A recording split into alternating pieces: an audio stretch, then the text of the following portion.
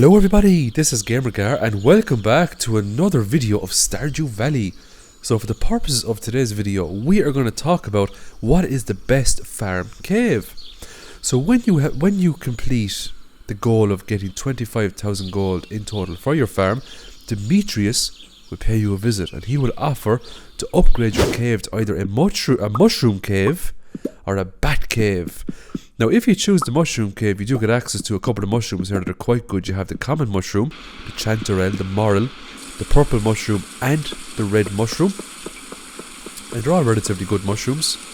But I mean, one of the best mushrooms you can get is the purple mushroom because it heals so well. But all the other mushrooms are pretty good too in terms of energy and in terms of how much health you're going to get back. But what we're going to do is we're going to sell all the mushrooms we get for an entire year just to see what is the most profitable cave.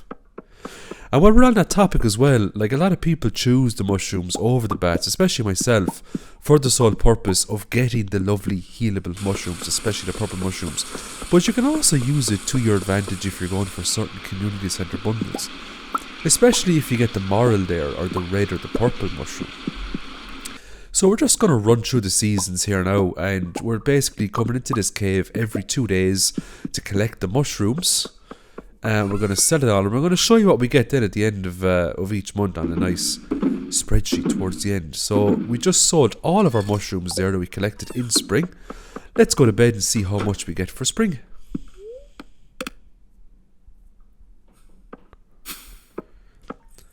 $4,885 gold. Now, if you're a beginner player, that's actually quite nice. You know, it's a nice extra bit of money at the end of the month.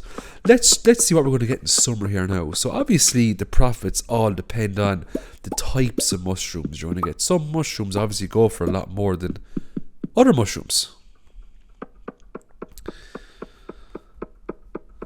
Now you've probably noticed as well that our farm, it's full of mushroom trees, and if you attach tappers to those trees, they would also generate mushrooms.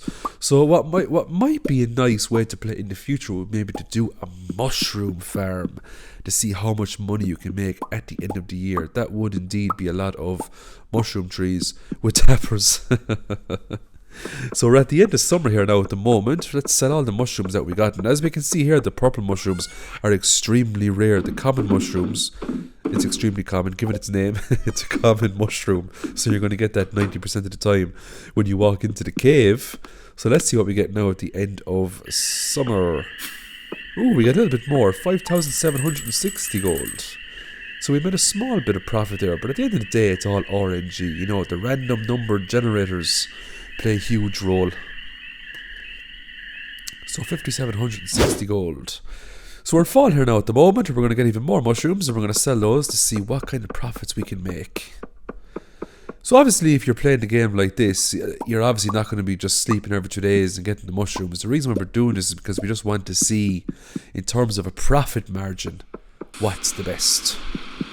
It's nice getting those chanterelles. Now I don't know if I'm saying that right, but I'm pretty sure it's pronounced chanterelle. But please correct me if I'm wrong in the comments. So more red mushrooms, more common mushrooms. I think you can use the red mushroom in a recipe actually to make a dish. But it's not something that you want to eat because you lose a lot of energy if you eat it. Minus 50 energy. So something you absolutely do not want in your mouth. So we're at the end of fall here now at the moment. Let's see what we're going to get. 5,915. I mean, it's not bad. You know, in the grand scheme of things, it's a very, very small amount of money. But it's still better than nothing, I suppose. So we're in winter here now at the moment. And even in winter, the cave is still operational. No season is going to slow it down. Every 2 days you will have lovely mushrooms that you can collect. I suppose the best thing about these caves is that it's a constant supply of energy and health, especially if you're doing heavy runs in the cave. Even the common mushrooms, you know, you'll be happy to have them if you're running low on consumables. And for some reason, my wall there, my lovely wall, has gotten destroyed. I don't know how that happened. Obviously, it's just decayed over time, but I mean, it was a stone wall, so I thought it would last a bit longer. Oh well. So we're at the end of winter here now. Let's sell all this stuff. And once we sell all this, then we're going to be jumping into the bat cave. So let's see how much we made we made in winter. 5,885. So it's very consistent. You know, it appears that we kind of get a very similar amount of money at the end of each month. So obviously, to give ourselves a bit of advantage, we're going to use the gatherer and the botanist for picking up these, picking up the fruit that the bats drop, because the mushrooms, they're worth a lot more money. So obviously, with the forageable skills, we have a chance of picking up double fruit.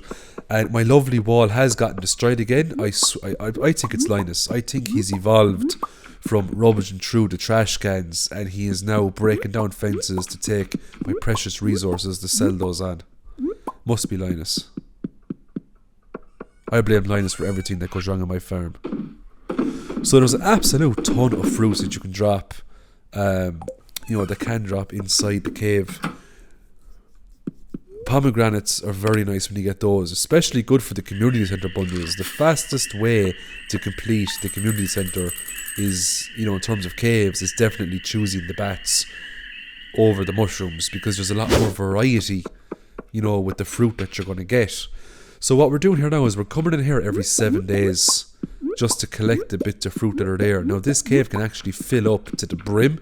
Each tile can be taken up with a fruit, so if you leave it for ages, you know, it'll fill up big time for you. It's also a great way to get up your foraging, if foraging is something that you want to get up as quickly as possible during the playthrough. Foraging can be a very OP skill, especially because of the fertilizer. And if you watched my 5 million challenge run, you know how much I love tree fertilizer. We love it. 2,706 to go by the end of summer. So as you can see, it doesn't come close to what you get with the mushrooms.